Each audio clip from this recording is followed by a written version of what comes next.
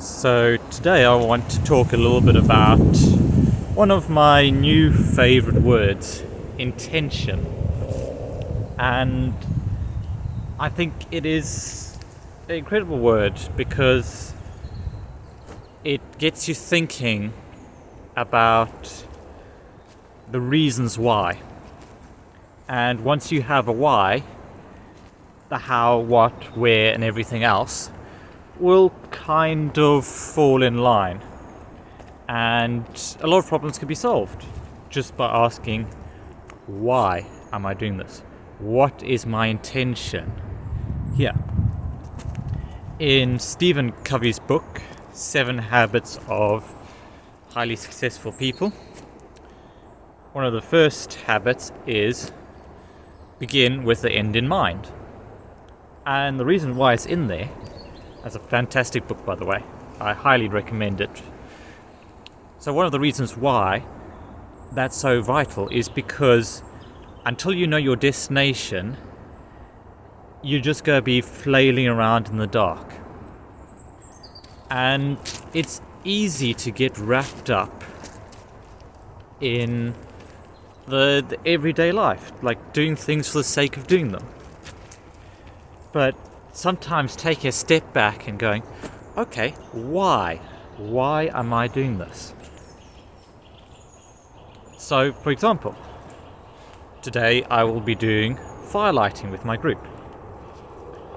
Now, you could just go, well, firelighting, it's a standard forest school and bushcraft thing. I'm just going to go ahead and do it. And yeah, you'd have an okay session. Probably do fine. But then if you ask, okay, why do I want to teach them firelighting? What do I want them to gain at the end of the session? Do I want to teach skills about perseverance? Do I want them just to have the capability to be able to light a fire that will enhance their camping trips or their time outdoors? Do I want them to get a sense of achievement and build confidence? All of these different whys will affect the how. Because if I'm trying to just train firelighting in all weathers, I'm going to approach it differently than if I'm trying to have them experience achievement. Ideally, I'd do both. But you've got to really take a good hard look. What is your focus? Another example from a completely different side of the spectrum. When I first started out camping and backpacking, I carried way too much stuff. It was just heavy. I tried to combine bushcraft equipment with traveling from A to B, and I ended up with a really heavy backpack that really did not work for me at all, and it was painful because I wasn't clear enough on why I was doing it. Was I making my trips to practice bushcraft skills, or was I wanting to see as much as possible of the area that I was traveling in? Because those are now two very different equipment sets. The one where I travel A to B, I see lots of amazing things, I minimize my kit so I can travel lightly and comfortably, to the kit that I take when I'm just going to sit in the woods and chill and practice some skills. My intention within that guides my equipment choices. And sometimes you've got to get really clear, and you might even need to get clearer than, okay, this is my bushcraft set, this is my hiking set. You might go, okay, what do I want to do during this particular trip? Is my greatest focus, is what I'd really like to get out of it, some relaxation. For a lot of people, that will mean simplifying things, making things easier, and just looking to reduce the amount of work you have to do. So And that's how I've set up. You probably wouldn't be making natural shelters to sleep in, cooking with green sticks, lighting everything with a bow drill. I mean, if you find that relaxing, sure. But for most people, myself included, that's a little bit harder work. It's more mental and physical focus. So in that way, I'm choosing what I do and then working out the equipment for it. So begin with that end in mind. Go, what do I want to get out of these sessions? And this becomes such a fundamental question, especially when you are taking it to an organizational level. So we've started kind of at that kind of granularity where it's just very basic level. Okay, day to day, I'm managing myself.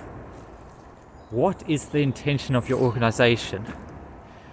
I've seen so many organizations that just exist for the sake of existing.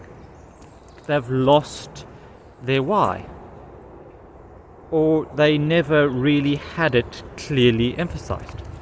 I mean, my organization, Bracken Outdoors, has been no exception to that. I've kind of pedaled in all sorts of directions, kind of loosely focused. Well, I just want to help people enjoy the outdoors. But lately I've been pushing myself to ask those hard questions and go, what is my focus? What is the intention of Bracken Outdoors? That way, whenever I get offered some work or have an opportunity come up, or there's a chance to buy some equipment or whatever, hire some people, I know I can then compare it against my why, my goal, and then I can decide whether it's a good fit. The strongest word in English language is no.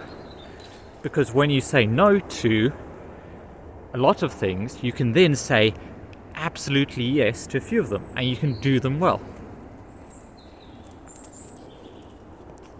Intention is all about focusing and asking those difficult questions and moving towards knowing why. What is the purpose? What is the end result? What do I want the people on the session to leave with? In 10 years, if these people have come through my program, what do I want them to achieve?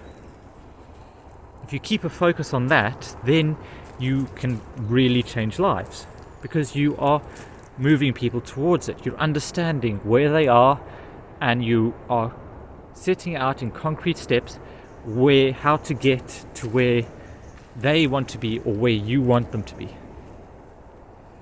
That's absolutely vital. So I'm going to say just ask yourself, why am I doing this? What is my goal?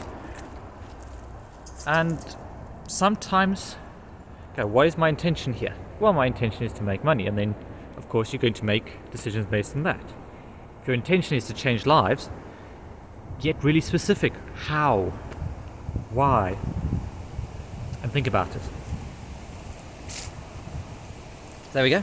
That is why. I think intention is one of the best words, and why is probably a good second best. So work with intention, work towards a goal. It will be so much better, because I know for myself, I feel so much more motivated when I have a clear goal and I know how I'm working towards it. It's amazing the change it can make. So keep asking the good questions, and remember, make the most of every day.